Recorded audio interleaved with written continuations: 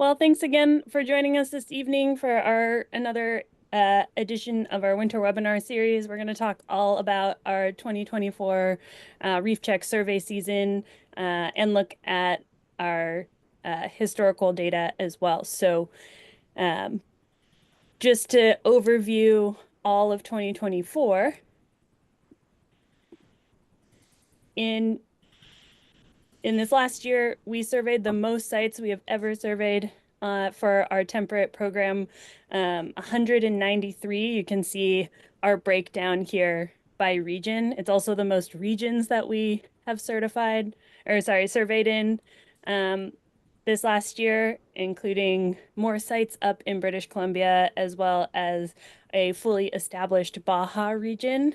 You'll notice that we're not going to talk a ton about Baja today, and we'll um, have another talk in April in just a couple weeks all about the launch of that program and the work that's going on down there. So we didn't forget about them. We'll get to hear about them in a couple weeks. This, if you want to see what 193 sites look like on a map, this is what it looks like.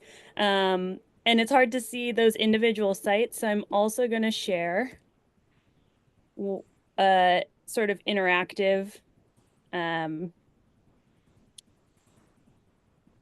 it is. There's a link so you can check that out and kind of zoom around and zoom in and out of our different regions and locations and see where all of those 193 sites land. That's a pretty impressive number of pins on a map. To get all of that data collected, we can take a look at the breakdown of those numbers. 197 citizen science divers were trained, so that includes a lot of you all. That's new reef checkers and recertified reef checkers in 2024. Across that number, 3,127 dives, citizen science dives, were completed. Some of our divers are AAUS scientific divers, so we had 40 scientific divers collecting survey data this year. 8 of them were brand new to our Reef Check program. And those divers completed 1,535 dives for a total of 4,662 survey dives, which is a really incredible number. We do some of the most diving of a lot of scientific diving programs, and a lot of that is because of all the effort that you all put in. Some of our survey work is supplemented by our partner divers. We work with a huge array of groups up and down the coast from Washington all the way down to California. And so this is a snapshot of those groups we work with. There are other nonprofits, government agencies, universities, and tribal groups. And this year in 2025, we will be hitting our 20 years of kelp forest monitoring. So that is a huge number, a lot of years of data collection. And we want to recognize and celebrate all of the efforts that have happened over those last 20 years. And so we're working on collecting memories and photos to create a visual celebration of those surveys. And if you have anything that you'd like to share to that effort, you can send it to celebrate@reefcheck.org. So I just popped that into the chat as well. So feel free to share those in story form, photo form. We'll love to hear about them. Because we have all of these years of data, we'd love to share a little bit more about how this data is used. And so some of it is used internally. We've done some numbers. We also work with a lot of partner agencies. So we are going to share that information now region by region. And so each region's regional manager is going to speak to their specific area. So in true Reef Check form, we are going to work our way up the coast. It's one of the ways we like to look at work through our region. So I am going to pass things over to Jacqueline in Southern California. Probably turn on my audio for this. As Jackie said, I'm Jacqueline. I am the Southern California Regional Manager, and I'm technologically impaired. Jackie, can you switch sides for me, thanks? I'm going to talk about a specific instance where our Southern California data is currently in use. There's a doctoral student who's at UCLA, and she is studying how wildfires affect our kelp forests off the coast of Malibu. And she's using our data set to help her with her research. Because wildfires have been like such a headliner already this year, I thought it would be interesting just to take a look at some of our Malibu data and see if we can recognize any shifts in our reef systems in the years following some recent fires. So some background for those of you who are not in the area. This is a map showing two of the most recent fires in Malibu. The Woolsey fire is from 2018. It was like December, November of 2018, and it's outlined in yellow. And then the Pacific Palisades fire that just happened in January of 2025 is outlined in red. At the bottom, there are our 5 Malibu monitoring sites, and those are marked in blue.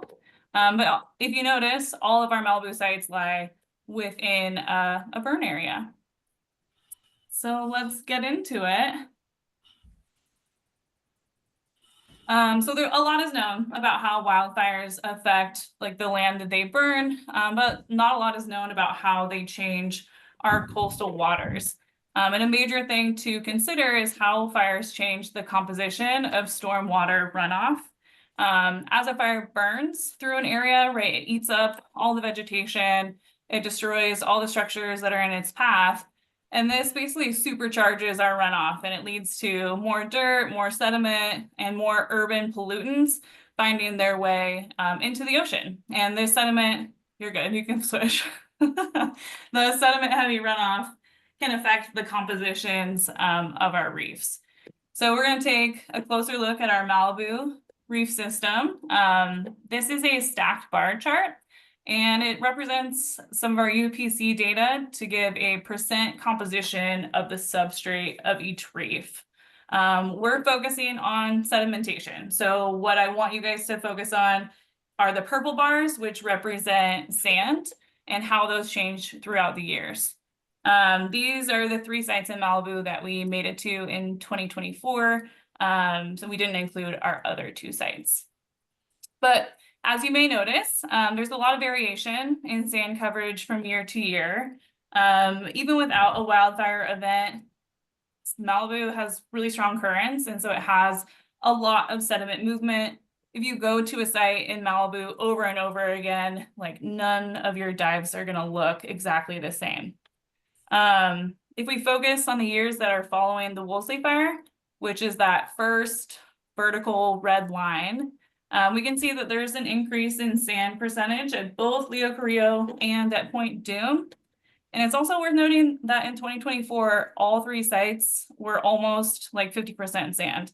It was not uncommon to have more than 50% of our points come back on some of our data sheets of sand, which was pretty nuts. A lot of islands, a lot of island reefs out there. Next one. Perfect. The increase in sand is super important to note because it has a direct effect on kelp's ability to photosynthesize and to recruit new individuals. With increasing sediment in the water column, like there's less reef real estate for spores to attach to, and then there's also less sunlight reaching our canopy and kelp, which can change the composition of our kelp forests. So let's take a look and see if it has.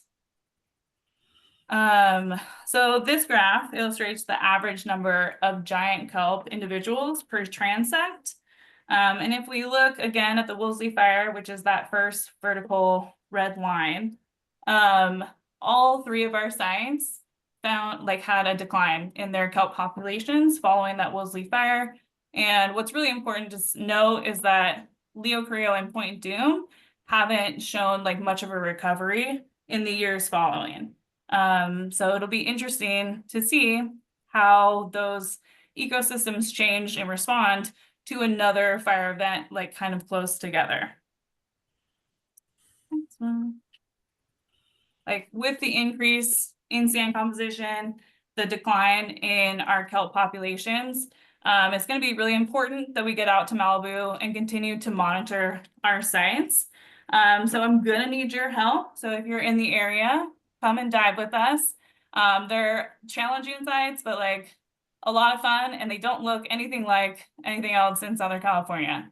So come out and dive with us. And now I'm going to pass it up to True in the Central Coast. Awesome. Hi, everybody. My name is True Barnes. I'm the Central Coast California Regional Manager, and I think I have control here. Not quite. Let's see. Now I do. Okay. We're going to be talking. No, I'm not. There we go. Great. We're just going to be talking about the regional trends and a regional report of the Central California coast.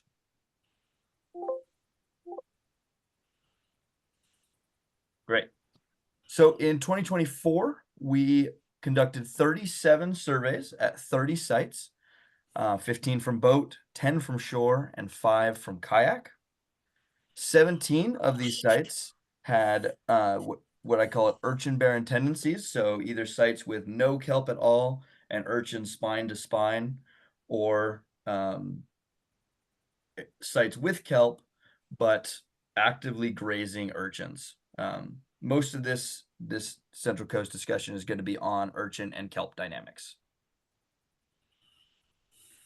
Cool. So we'll start with this data right here. Our first graph is on giant kelp stipe counts. So this graph is something you're going to see probably in the rest of the presentation from other people. The y-axis is our mean giant kelp stipe counts in our region. So in this case, it is Central California. And the numbers that you see on each point is the number of sites that were included in each point. So this year, right, we have 27 sites that were included in this data.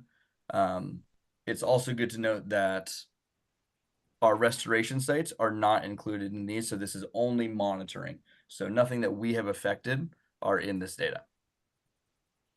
So with mean giant kelp, we are seeing a decrease significantly since 2016, 2017, with this year being our lowest year. So our old growth kelp, which have higher stipe counts, it's going to be your thicker plants of giant kelp, are decreasing.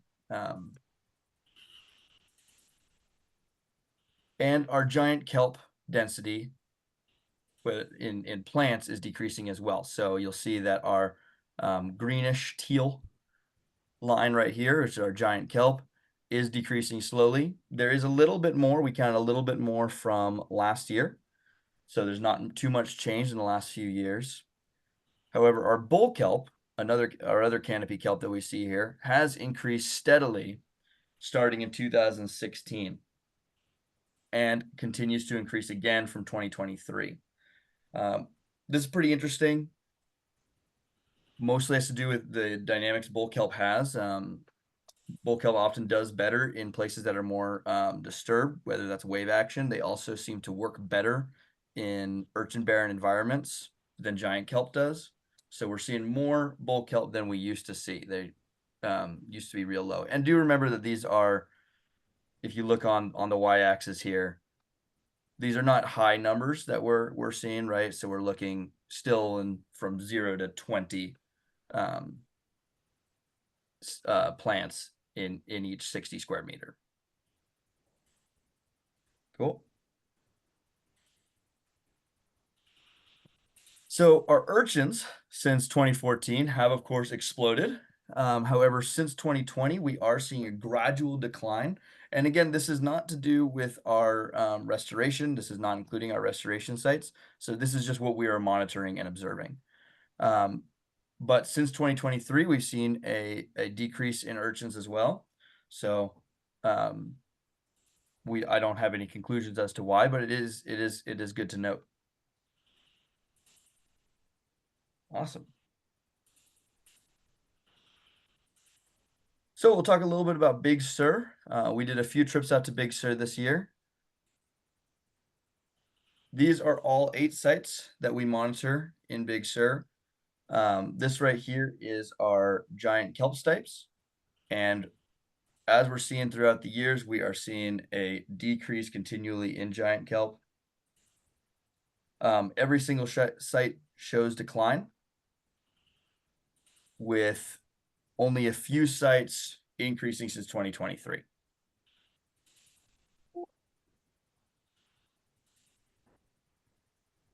See if I've lost control of that. There we go.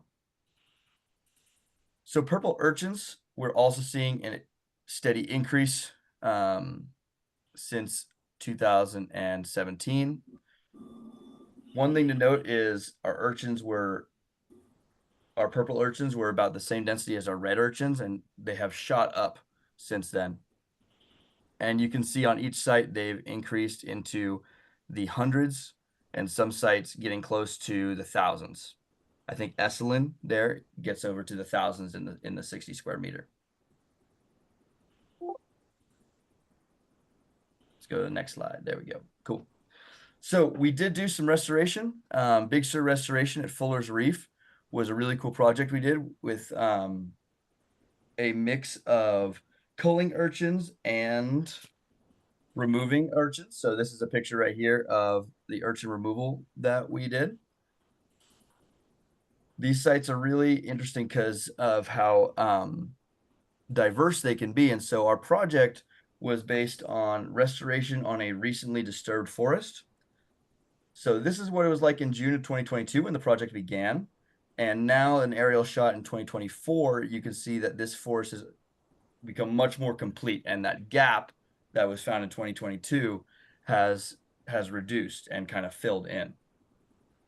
So the point of this project was to restore an area that has been recently disturbed and also has kelp nearby, so kelp spores that can kind of fill in once the urchins have either been culled or removed. Some interesting things is that most of this is bull kelp that has come back in. So once again, kind of going back to that early successional species. So working better on areas that has just been disturbed or are in urchin barrens. So bull kelp has really come in thick. Perfect. And that's all I have. So I will give it to Ian for Northern California. Thank you guys so much. Cool, awesome. Thank you, True. Hi, my name's Ian, the Northern California Regional Manager. And let me see if I can get control of the mouse here. Cool, awesome. First off, I just wanted to share a couple survey stats like True did. Thank you so much to all the volunteers. We did 32 surveys in 2024, over 18 sites. All of these are done with shore dives. Some of them have some pretty significant hikes to get to and some pretty substantial surface swims. We did 4 campouts and had plenty of volunteers show up to all of those. So again, thank everybody for coming on up and doing surveys on the North Coast up here. So just these couple graphs, these are both like the graphs that True showed, mean average, they're averages of every site on the North Coast. So on the left here, we have the Northern California bull kelp density over time. I'm sure a lot of you have seen graphs similar to this. This is specifically for North Coast sites though. Kind of around 2012 here, the marine heat waves, a precipitous decline in bull kelp, a couple bounce years in 2021, but generally a steady decline in the bull kelp densities in Northern California sites. On the right is the Northern California mean urchin densities over time. So a steady increase since that initial marine heat wave, and unfortunately, these numbers aren't declining like in Central California. They're continually rising. A lot of these sites have over 1,000, 1,500 urchin on the survey. I just once again I want to point out, True mentioned it before, but these numbers are the number of sites that go into each of these data points. So another popular character on the North Coast is our red abalone. Again, these are the averages for all the Northern California sites. A precipitous drop from that marine heat wave era, kind of bounced around a little bit after 2020, and there's been a slight uptick. Um, Really not too many. I mean, that's, less than 10 on a survey. And anecdotally speaking, this is from one site, Portuguese Beach, that accounts for over 90% of all the abalone we see on every survey that we conduct. So kind of a takeaway from this graph is the abalone densities are still generally declining, um, save for Portuguese Beach. So these two pictures are pretty much descriptive of any random site you would pick on the North Coast. The one on the right is what we just call an ultra barren, where it's just absurd amounts of urchin. The one on the left, quite a reduced number of urchin. These are both different flavors of a barren, but this is pretty much categorizing what you would see if you just randomly selected a site. Cool. So I did want to also touch on the restoration efforts that are taking place in Casper Cove. The Watermen's Alliance corresponds all the volunteer efforts. At Reef Check, we are monitoring these efforts just to see if there's any response to the removals of urchin. So this is a bird's eye view of Casper Cove. It's just a handful of miles south of Fort Bragg.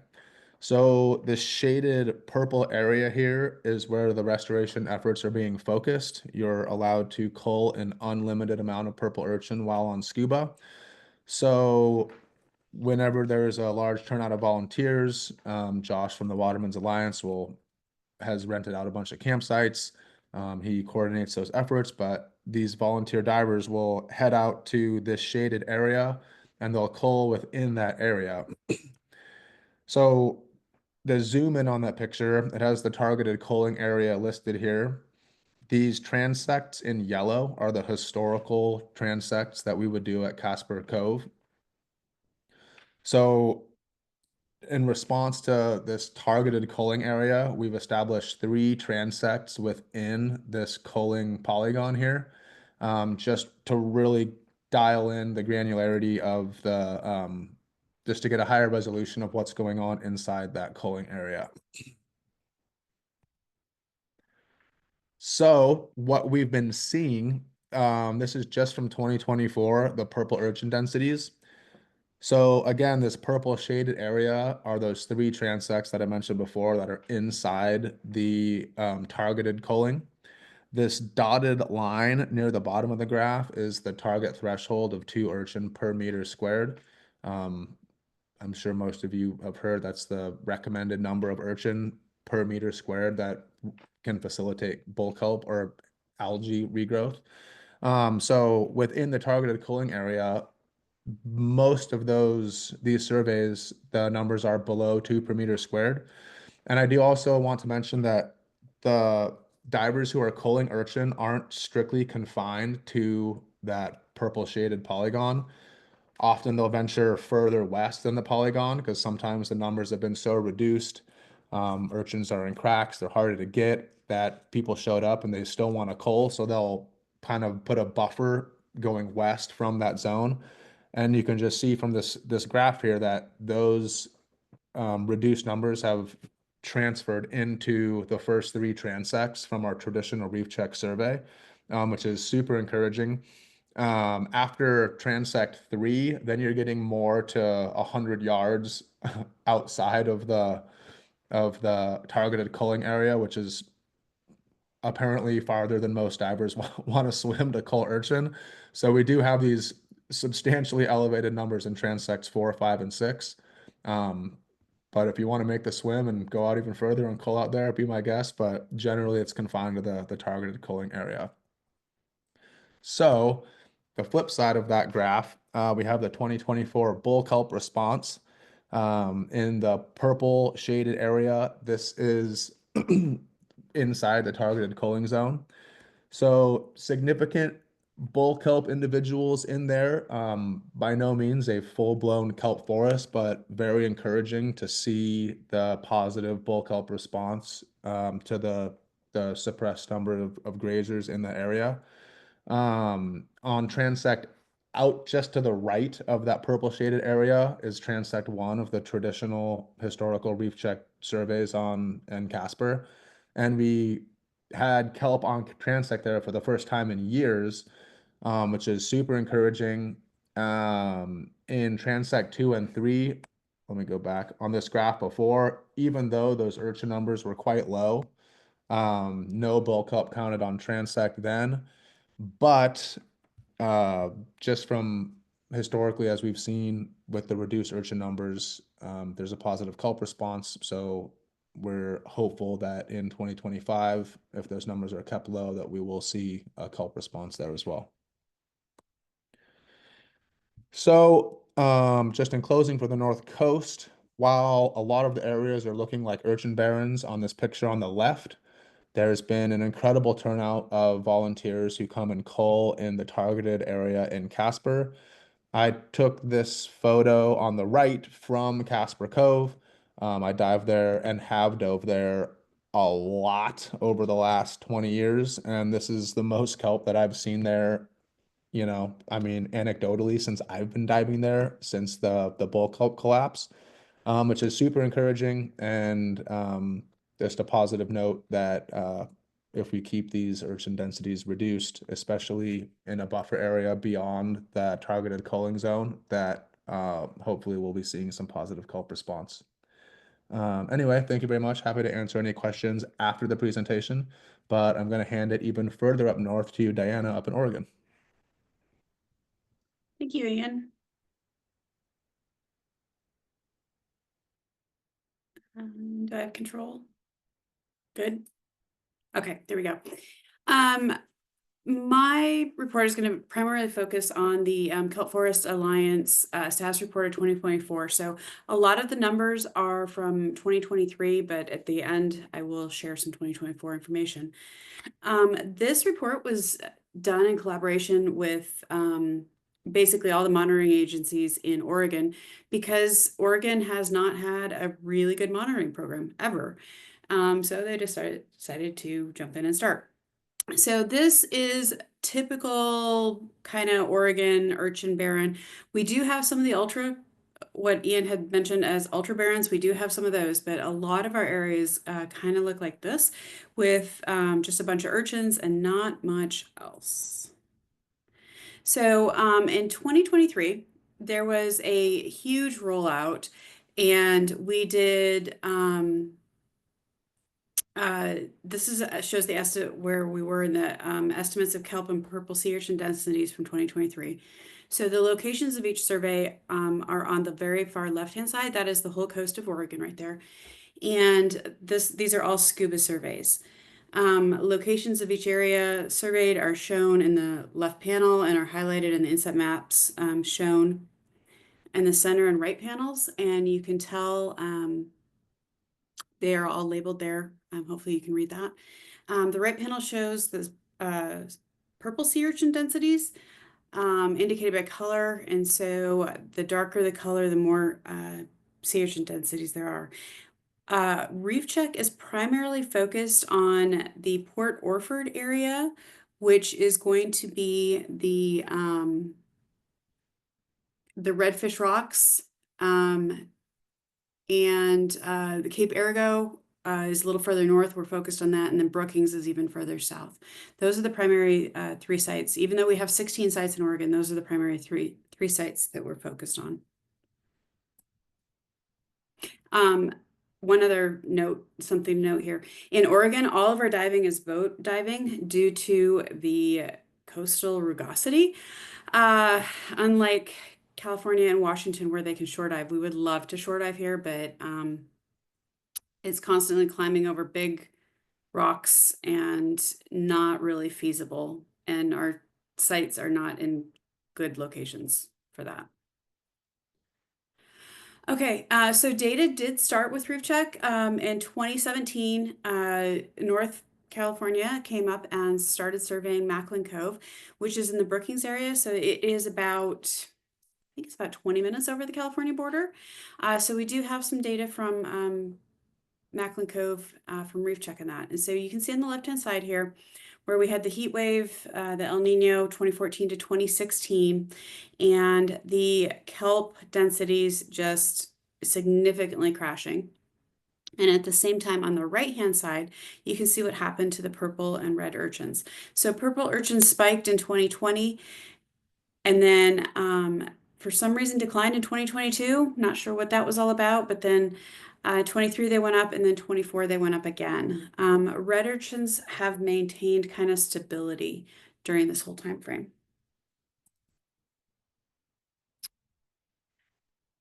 So some conclusions from the status report is the kelp, less than a third of the previous kelp canopy remains. The Oregon coast was covered with kelp canopy sporadically, but pretty much the entire coast was covered with kelp, and less than a third of it remains, and it has continued to decline.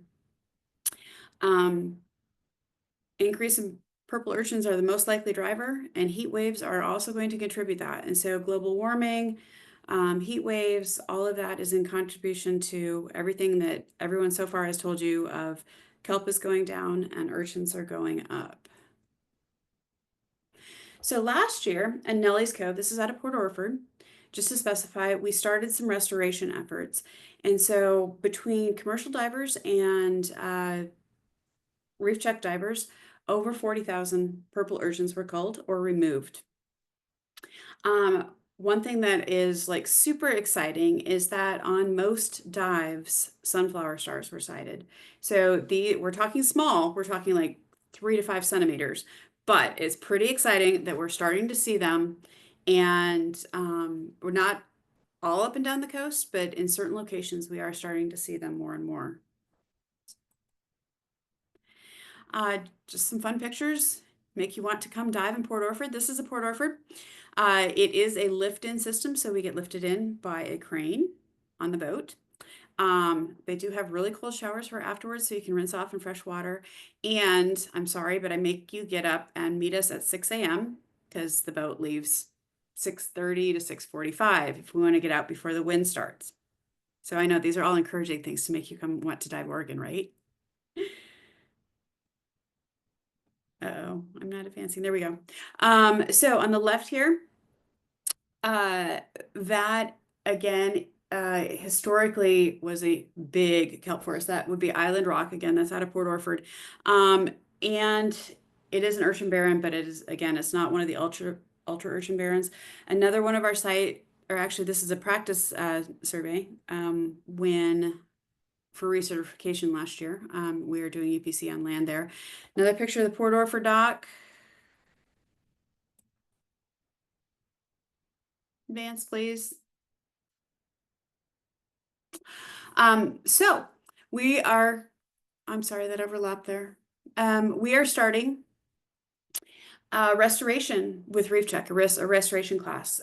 So everyone in the different regions and Reef Check are helping to create a restoration class, and Oregon will be doing 3 restoration classes this year.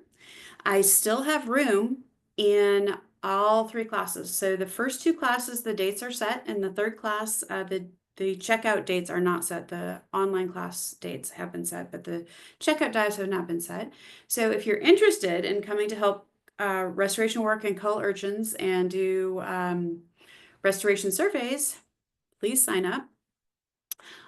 We are projecting to have 7 days of culling at Nellie's Cove in Port Orford. We are projected to have at least 7 days at Macklin Cove, just over the border, and 5 days at Chief Kiawanda Rock up in Pacific City, which is on the north coast. And that, just to make a highlight of it, that will be out of Dory's. So we will be launching ourselves out of Dory's on that. So if you have any questions, let me know at the end of the presentation, and up to Washington for Jackie. Great. Well, hello everyone. I didn't fully introduce myself, I suppose, earlier, but I am the Washington Regional Manager. I've been with the Washington program since we started in 2022, so we have far less data for a lot of our sites up here than some of our other regions.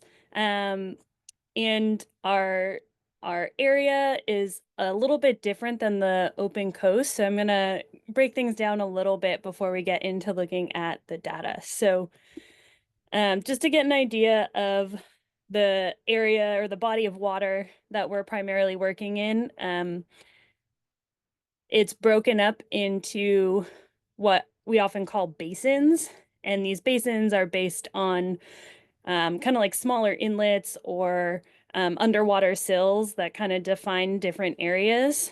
And so you'll hear me talk about different basins like the South Puget Sound or Central Basin, Whidbey Island Basin, and that's just kind of defining a specific area. And each of these areas do experience a little bit different like water conditions and things like that. And it's often why we look at them by basin and not just as an entire region. While we have had one survey event on the North Open Coast, we don't have a lot of work out on the open coast. All of it is inside of Cape Flattery, so that most northern point before you get into the Strait of Juan de Fuca right here.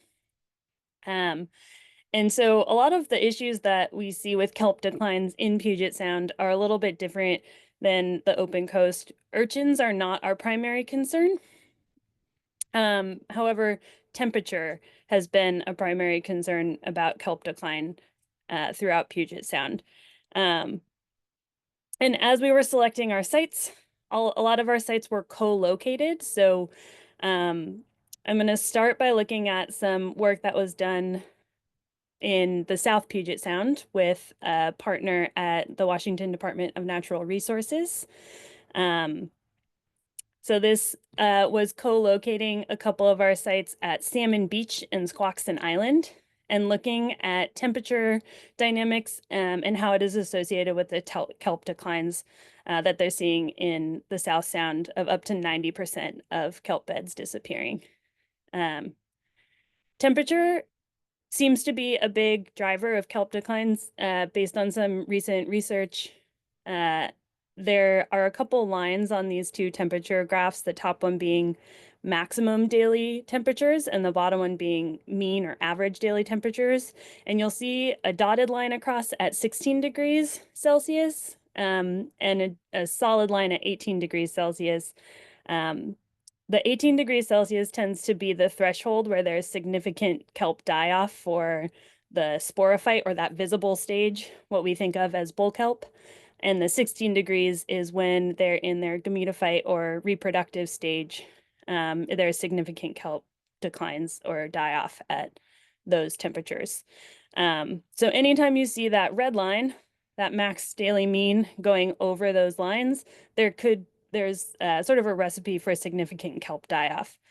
And so the red line we can see is Squaxin Island hits those thresholds pretty frequently throughout the 2021 to 2023 years that temperature data was collected. And then at the Salmon Beach site, we can see that they tend to stay below that. And these were paired with reef check surveys that happened at these sites as well. So one thing we can see in that 2021 data, the dark gray being surveys with kelp, the light gray being surveys without kelp. We can see that the Squaxin Island and Salmon Beach sites have very similar ratios of kelp and no kelp on their surveys. But as we go into 2022, after those significant heat events, we can see there's a significant kelp decline at the Squaxin Island site, that there's almost no kelp present on those transects in 2022. So temperature is a big thought of driver of kelp declines in Washington. And so this is a really interesting study that happened and was published by the Department of Natural Resources. So even just 1 year of, or 1 or 2 years of data, we can see some results from monitoring in Washington. Another group that we've partnered with and uses our data is the POW Marine Research Group. They do some surveys of young of year rockfish recruitment. And we were able to, or they're able to use our data, incorporate it into their last, I think they had 5 years of data prior to including our monitoring. So we increased their surveys by adding 23 new sites to their surveys. We hosted 34 survey events throughout the 2022 season. And all of that data gets put into looking at young of year recruitment for various species groups. And some things that they learned is that young of year rockfish have these boom years, these big recruitment years for different species, and it varies across these different basins. So that's, again, a cool way that our data was used in just its first year of collecting. So now I want to take a look at some of our 2024 data. So again, we're looking at our kelp by basin. So each of these boxes is a different basin. And then you can see how many sites, that N number next to the basin name is how many sites that we survey within that basin. So some of them have more than others. And some of that is just due to how much reef is in each of those basins. And so you can see that each basin sort of has its unique community of kelp species. So we count 13 different species on our surveys, and you can kind of see that they vary across each of those basins. Another way to look at this is in this sort of like relationship graph. So each of these points, the closer they are together, the more similar they are. And so each of these points is a different survey site labeled with its basin. And because we can see a lot of these same basins are similar or close together on this map, we can see that those basins have similar communities. We draw this little ellipses around that group. And so it's neat that we can sort of track that they are their own like unique and kelp communities in each of those basins. And it's a good reason to look at them separately as we look at our data. Another thing I wanted to share is just sort of this preliminary bull kelp density trends. Bull kelp or floating kelp is on a lot of people's minds up here as it's a little bit more visible on the surface. And we can see a little bit of fluctuation throughout our first few years of surveying. It does appear that in many of our basins, we're seeing a little bit of bull kelp increase. Some of that might be due to increased survey sites. In some of those basins, we had 30 sites in 2022, all the way up to 63 in 2024. And so it's hard to tell trends with just 3 or maybe 4 years of data, but it's sort of a first glimpse at what we've captured up here in the Washington region. And so because we've been talking about sunflower stars on the coast, I also wanted to touch on them in Puget Sound. They also got hit pretty hard with sea star wasting. And so there was a significant decline in their in their populations. In 2022, we observed a few, most of them in the like Whidbey Basin region. We counted 34 in observations in 2024. So we're starting to see a little bit more of an increase. Again, some of that could be from increased number of survey sites from 22 to 24. And something of note is that we haven't had any observations in the central or South Puget Sound. So anything south of that like Whidbey Island Basin region and further in, we haven't seen any. So there's still a lot of work on sunflower star restoration or population growth. So something that we'll keep noting as we continue to monitor in the region. And then the last thing that I wanted to leave us with, there's a researcher at Friday Harbor Labs that put together a synthesis report of all of our reef check data. And it's not published just yet, but a quote that I wanted to share with you all from it is that understanding what kelp forests look like right now, studying the factors that could be at play for floating kelp persistence, and continuing to monitor these kelp forests into the future represent our best hope for conserving these important ecosystems. And so I wanted to share that with you all because I think it kind of shows the importance of what we're all contributing to this long-term monitoring set. Has a lot of impact across all of our regions and an impact on conserving these ecosystems. So with that, I'm going to close this here and give us the opportunity to ask some questions. I didn't see a ton coming in through the chat, but I'll kind of peek through there, but I'll open the floor. If it's for a specific region, please say that at the beginning, and then we'll do our best to answer them.